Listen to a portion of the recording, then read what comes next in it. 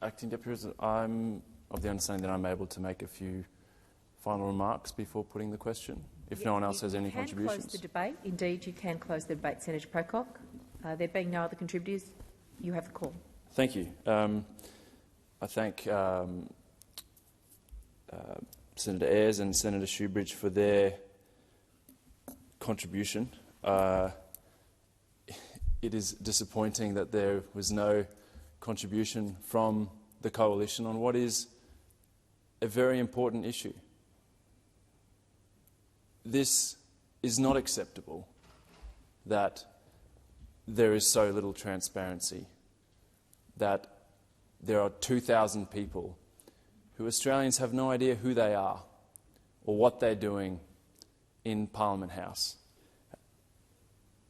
I used the US example earlier just to highlight how far behind we are. You would assume that our lobbying code of conduct is better than the US, but it's not. We have such a long way to go here. We have an incredible democracy, and yet we have major parties who are comfortable with a system that works for them. They're comfortable with a system that produces this revolving door of staffers and politicians picking up plum jobs in the private sector, working as lobbyists, working as government relations people. And this needs to change. There's an expectation from Australians that we work for them. Because we do. The only power we have here in the Senate is through the people in our states and territories who elected us. How can we say to them that they do not deserve to know who we're signing into this building, who we're giving access all areas, 24-hour passes to? It's indefensible. And it's no wonder that we just hear silence from the major parties. We have the minister giving a statement, nothing from the Coalition. We must do better.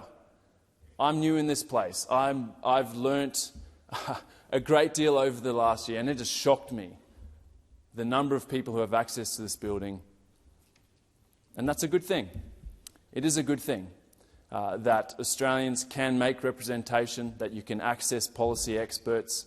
And I believe the sponsored pass system is also a very good thing, that you can give people access on your behalf to get into the building, to just swipe, not have to sign in.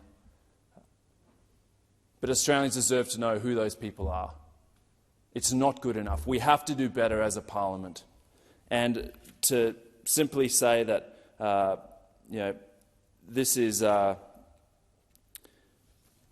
something that I'm wrongly saying the executive should do, I'm saying that the parliament should fix this. We should all fix this. We should all care about this. Sure, ministers may have to wait a few years before they pick up that plum lobbying job, but this is in the interests of all of us. This is in the interests of Australians, of our democracy and our future. And we're currently failing Australians when it comes to lobbying. We are failing them.